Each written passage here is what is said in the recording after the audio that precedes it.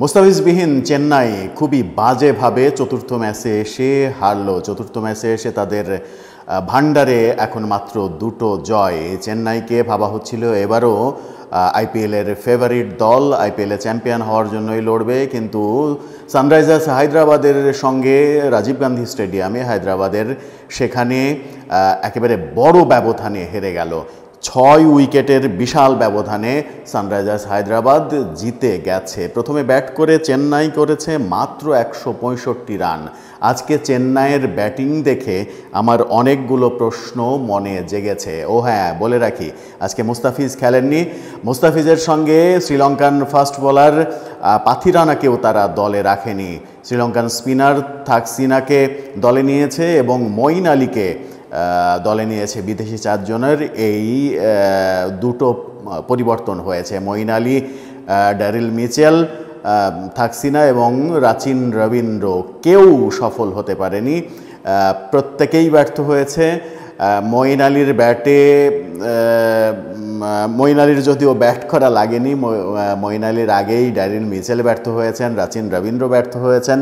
এই যে ব্যর্থতার খোলস, এই ব্যর্থতার খোলসের মধ্য দিয়ে চেন্নাইয়ের পরাজয় নিশ্চিত হয়েছে। 165 রান, সর্বোচ্চ রান শিবাম ডুবে, তিনিই একমাত্র টি20 খেলা খেলেছেন, বাকিরা কিন্তু আজকে ডুবিয়েছে। এই ডুবানোর মাঝে শিবাম ডুবে 24 বলে 45 রান করেছেন। অজঙ্কা রাহানে ওয়ানডে খেললেন না টেস্ট খেললেন আজকে বুঝে উঠতে পারলাম না, 30 বলে 35 রান করেছেন তিনি। রবীন্দ্র জাদেজা এতটাই স্লো খেলছিলেন, শেষ ওভারে এসে দুটো শট নিয়ে শেষ পর্যন্ত তার 31 রান হয়েছে 23 বল থেকে। এই যে অবস্থা, এর মধ্য দিয়ে চেন্নাইয়ের একটা অবস্থা কিন্তু পরিষ্কার হয়ে গেল, চেন্নাই দলটা টালমাটাল দলে পরিণত হচ্ছে কিনা। আমি যদি একটু ডিটেল স্কোর কার্ডের দিকে তাকাই, তাহলে যে সময় মহেন্দ্র সিং ধোনি নিজে আবারও এর আগের ম্যাচে ঠিক একই ভুল করেছে চেন্নাই, আবারও সেই একই ভুল করেছে চেন্নাই। ড্যারিল মিচেলকে আগে নামিয়েছে, রবীন্দ্র জাদেজাকে আগে নামিয়েছে, দুজনের কেউ কোনো কাজ করতে পারেননি। ধোনি একেবারে শেষ ওভারে যখন তার হাতে মাত্র 2-3টা বল, সেই সময় তিনি নেমেছেন। এই যে পরিকল্পনা, আমার মনে হয় যে চেন্নাইয়ের এখন বড় সংকট অধিনায়কের জায়গাতেই তৈরি হয়েছে। কারণ মহেন্দ্র সিং ধোনি অধিনায়ক যেহেতু নন, মাঠে হয়তো বোলিং পরিবর্তনে কিছু ভূমিকা রাখছেন, গায়কোয়াড়কে হেল্প করছেন, কিন্তু একজন যখন অধিনায়ক নন তখন তার কর্তৃত্ব কিন্তু দলে থাকে না। এই যে থাকে না, এটা পরপর 2 ম্যাচে আমরা চরমভাবে লক্ষ্য করলাম। রবীন্দ্র জাদেজা আগের ম্যাচে যখন স্লো ব্যাটিং করেছেন, তখন আজকে কেন তার উপরে আবার ভরসা করা হলো?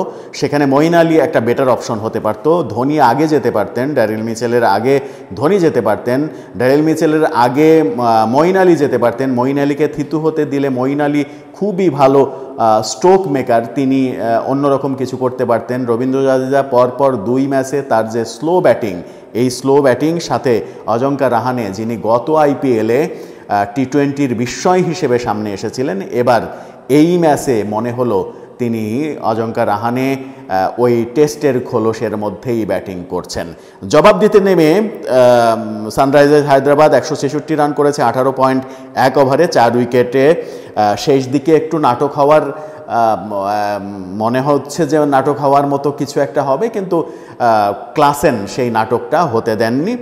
ক্লাসেন যখন নাটকটা হতে দেননি, তখন এই নাটকের বাইরে আসলে যেটা হয়েছে সেটা হচ্ছে তারা জিতে গেছে। শেষ পর্যন্ত ক্লাসেনের তেমন বড় কোনো ভূমিকা রাখতে হয়নি, 10 রান করতে হয়েছে তাকে, কিন্তু উইকেটে টিকে থেকে যে আশঙ্কাটা তৈরি হয়েছিল তার আগে, সেই আশঙ্কাটা মানে সত্যি হয়নি। মার্করাম 50 করেছেন, ট্রাভিস হেড 31 রান করেছেন, শর্মা 37 রান করেছেন, সবাই রান পেয়েছেন। এই সবাই রান পাওয়ার কারণেই এবং অভিষেক শর্মা 37 রান, 12 বলে 37 রান করেছেন, অবিস্মরণীয় স্ট্রাইক, এবং 12 বলে 37 রান করে তিনি কিন্তু ম্যান অফ দ্য ম্যাচ হয়েছেন। এরকম ব্যাটিং চেন্নাইয়ের আজকে কেউ করতে পারেনি বলেই চেন্নাইয়ের পরাজয়টা নিশ্চিত হলো, যেদিন মুস্তাফিজ খেললেন না, এবং ধারণা করা হচ্ছে মুস্তাফিজ সোমবারে কলকাতার সঙ্গে যে ম্যাচ, সেই ম্যাচেও হয়তো খেলবেন না।